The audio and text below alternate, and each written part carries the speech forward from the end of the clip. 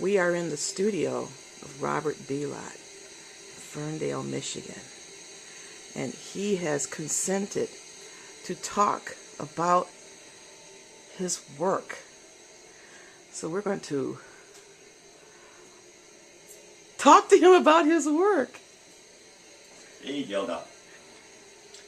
Hi, Bielat. How you doing, darling? I'm fine. Look at all this work. I don't know where to start. These pieces, well, this is when I was a visiting artist in St. Louis. I cast that, and that's about the oldest piece down here, except for that one. And these were built in the studio here in sections of styrofoam, put together, and then taken apart and glued back together to go into the foundry. Bimetal casting, especially, this is a prime example, that this steel, this was all built as one piece with styrofoam and the steel, and then it was packed in the boxes with bentonite, which is a high refractory, water, and sand. And they are wooden boxes that are packed on top of each other, and you pack it up slowly until you're ready to pour. It was poured here and poured here, and then cooled down for a half an hour to 45 minutes, pulled out of the sand, somewhat molten, and then squelched with cold water, which takes the bentonite, which creates a chad across the metal, pops that out, and then basically the piece is done except for buffing, grinding, or basing, depending if you're going to base. So what is the chronology of this work back here? These two are like recent, and these, the tall Sentinel pieces, are the oldest. And so I'm talking oldest, 2005, 6. And with my own foundry now, and not depending on anybody else's foundry, I can call a pour anytime I want. I just get the crew together, and if it's right with them. And of course, if I have enough work, so the work is built here, put into a box, put into the truck, and then we go out to Ann Arbor where the foundry is. And the foundry is just basically the foundry. And we pour the metal there, do the big cuts and drilling, and then it comes back here to be finished off. That's something to have your own foundry at your disposal. Oh, it's like heaven sent. Heaven sent. And you said in this area the oldest work is 2005. Man, that's recent to me. Yeah, I'm very prolific. Yeah, I was going to say that's you are. I mean, you turn it out. Well, I'm surrounded by work. Jay Holland once said you can't call yourself a sculptor unless you make some sculpture. That's true. That's it. I feel the same way about painting. Yeah, you can't live on your laurels unless you're dead, and then you're not living. No, you're not. These are some of my small constructions just to help me think. These are the twin towers that I never cast. And this is what this piece exactly, well, it didn't exactly look like this, but the steel and the rock were all put together. And the thing over the years, it's like you see this linear pattern. This is from duct tape. Oh my. There's like 1/4 inch of duct tape that's around the styrofoam holding the steel in. The steel has pierced the styrofoam. So it creates a pattern. It creates a pattern. And then there's other pieces that create, like this. This is aluminum foil wrapped around the styrofoam. And when the metal melts, it melts the aluminum foil. And when it cools down, it goes back to the same texture as the aluminum foil. So that's not aluminum foil anymore. That's now it's just a solid chunk of aluminum. Oh! With an aluminum foil texture to it.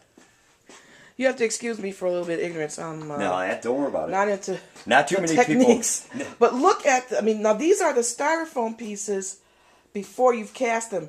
And I think I told you that people have seen my piece that we traded. I'm very proud of. Oh, that's not styrofoam. That's metal. I said, well, now it is, but it started off as styrofoam. You know, it's a very good combustible material. Yes. And well vented and all that. It's like, you know, and then we were talking earlier, before the interview started, about knowing how to cast. It's like this is called flashing. You get this in bronze too when you do a ceramic shell.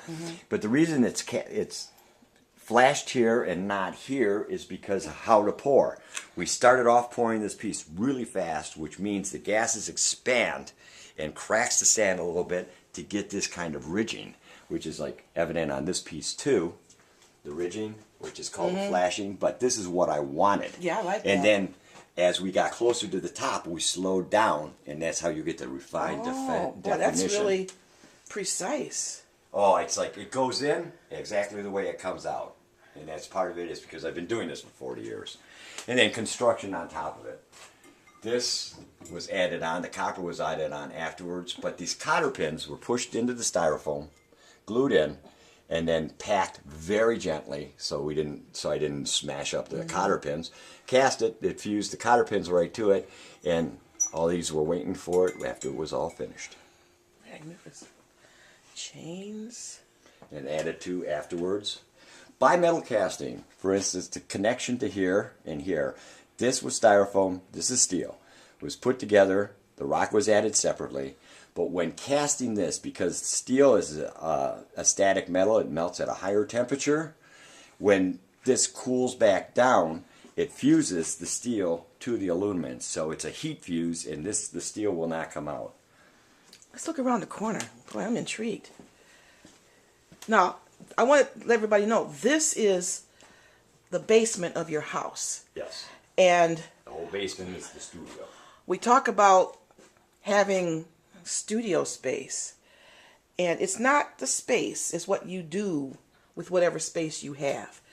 And this basement is divided up into these really wonderful areas. Like, you said this is your salon? Salon. After it's all said and done, the pieces come here.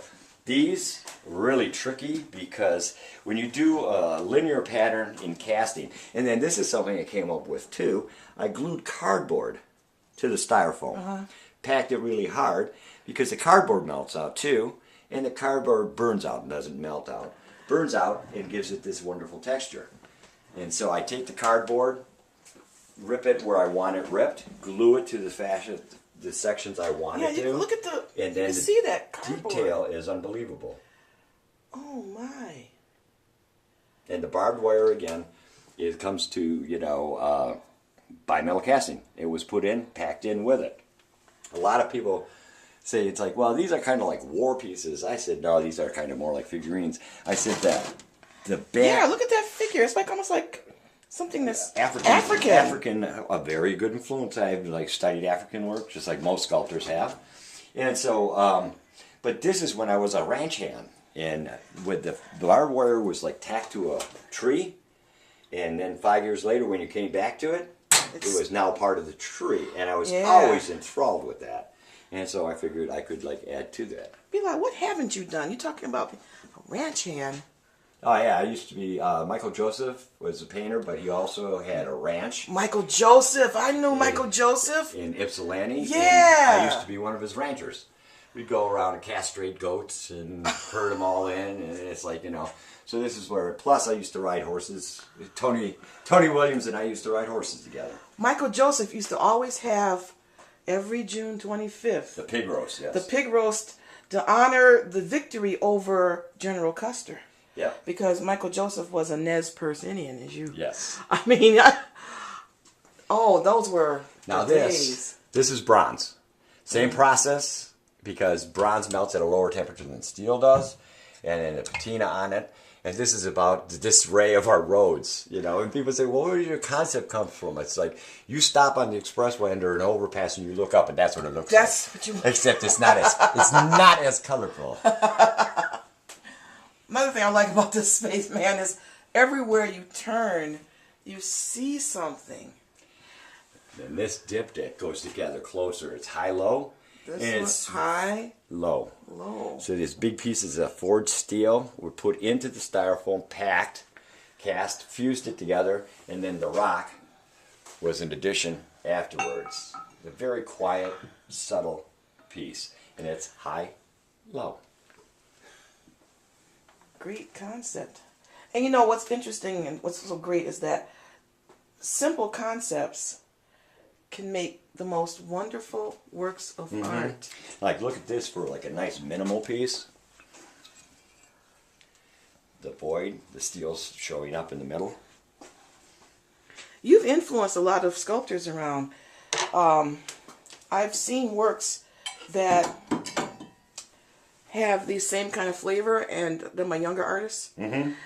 And, you know, the whole concept of influence, sometimes people don't even know they're being influenced because it's an existence in the air like a lot of painters are influenced by Picasso, but may have never looked at Picasso, but it's in the culture. Oh yeah.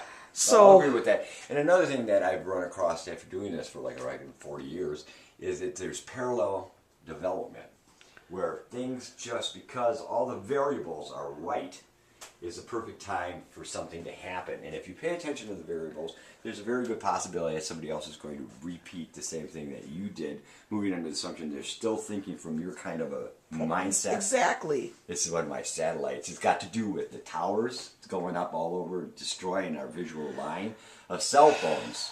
So it's like, so Right. this is a satellite, and too, it has to do with Reed's satellite of love. Because when things spin really fast, like satellites, this would come out straight. So it's a vision of this spinning around with these coming flying out the side.